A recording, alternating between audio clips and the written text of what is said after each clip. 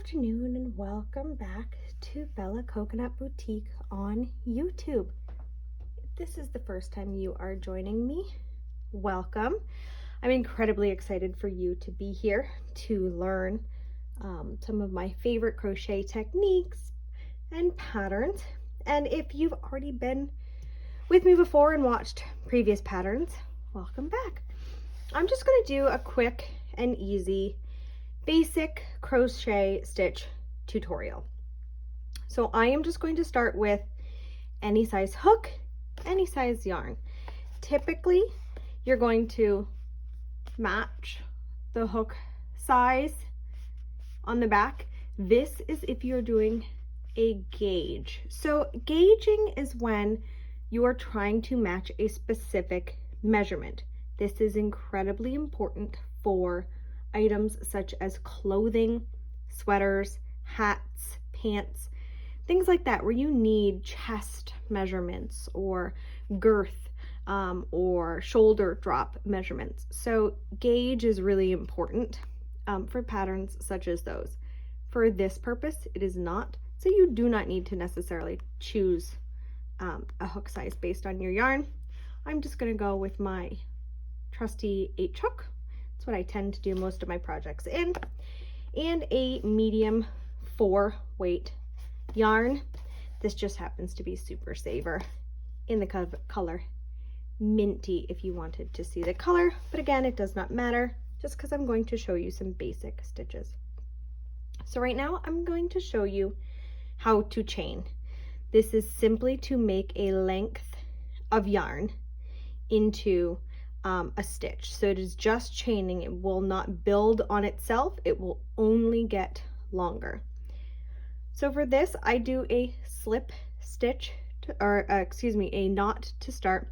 So I wrap the yarn over my finger and around and cross behind.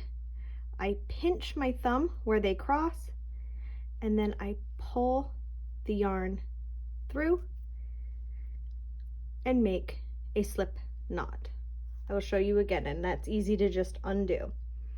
So I take my yarn, I wrap it in front and over my pointer finger, down and cross behind, then I pinch and I tuck this back piece under the front loop, pull through to tighten.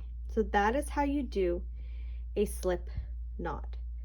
Once you have a slip knot, you're just going to put your hook in and you're going to pull on the length to tighten it to your hook.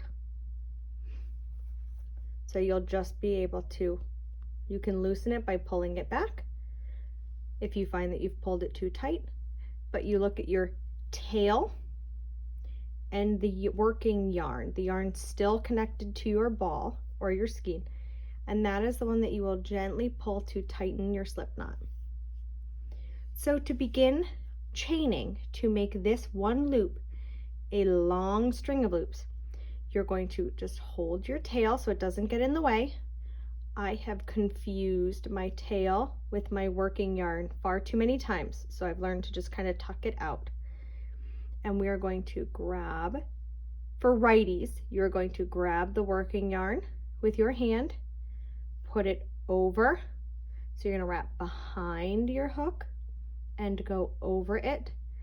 Then I hold my tail and tuck your yarn under this little hook and pull it through your initial one. And now you have one chain.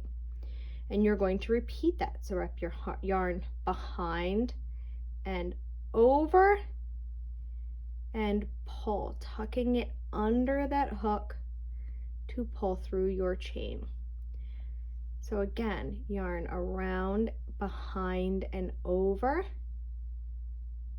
Get it under that little hook, and you're going to pull that through. And that is a simple chain. So behind and around, and pull through. Behind and around, pull through.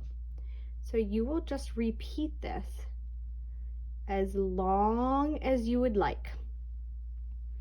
So this is how many patterns will start, and it will usually use the abbreviations CH. That's short for chain. So CH 72, then you will do this so that you have 72 chains. Or CH12, that means to chain 12. So you'll count 1, 2, 3, like they look like little horseshoes. Each little horseshoe is a chain. So 1, 2, 3, 4, 5, 6, 7, 8. We do not count the loop on your hook as a chain, only the ones that have been worked and completed. So again, this little horseshoe, 1, 2, 3, 4, 5, 6, 7, 8. So that is 8 chains. If you come across a pattern that starts with the chain and then it says to work back in the second chain from the hook, this is the first chain away from the hook. This one is the second chain away from the hook. 1, 2. So that's where you would start your pattern if you were continuing on. But this is just simply chaining. So over and around. Make sure that your hook is grabbing the yarn that's attached to your working yarn ball, and you're going to pull it through the loop. And eventually, once you get comfortable with chaining, you'll be able to go faster. You'll be able to work kind of tighter to it to just kind of wrap and pull in a fluid movement.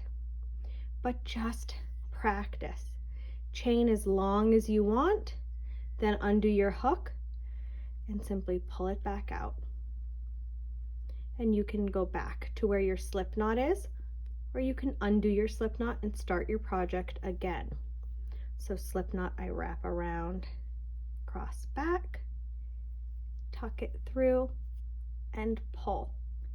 And then again, to tighten this around my hook, you're going to take your working yarn, not the tail. This leftover piece is usually called the tail. You'll take your working yarn and pull to tighten to the hook. Then holding your tail, yarn behind and over. The first few stitches, I will grab it just to hold it tight so that my work is not loose stitched.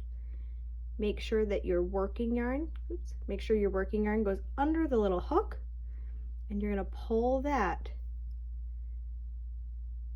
through. Again, over and around, and then we're going to pull that yarn through the loop. Over and around, pull through. Over and around, pull through. So if you want to just keep practicing your chains, this is a good way to learn how to start crocheting, and it also helps teach you about your tension. So you'll see these stitches, you want them all to look relatively similar in size. If you find that you're getting really tight and you're having a hard time pulling through, now you can see that my tension has changed. These were relatively loose. These ones are super tight. You can see that they're tighter together. When you push them back, they don't move, versus when you push this back, you can see some open spaces. Also, the adverse or the opposite of tight stitches is just having really, really loose stitches that are uneven in sizes. So your tension, how tight you crochet, how tight you hold your hook and move with your yarn, can really affect your piece. So you want to practice chaining to make sure that your tension is even across your work. so that you don't have these moments of tight stitches and then really loose stitches and then more even stitches. So as you're learning to crochet and you're learning your chain, really focus on nice, even stitching. And if you find that when you're doing it, it's hard to squeak it through, it's hard because you're holding so tight that the yarn starts to cut into your finger, then your tension is tight and you may want to go up a hook size, especially if you're trying to get a gauge swatch. What this one is saying is that 12 single crochets across, so 12 chains, so 12 across, and 15 rows working back and forth 15 times should give you, using a 5.5 millimeter hook or an eye hook, a 12 stitch across by 15 rows up should give you a 4" by 4" block. So if you again are working with specific measurements, that is how you will tell your tension. If you do 12 stitches across and 15 rows and it is smaller than 4x4 with a 5.5 millimeter hook, your tension is too tight.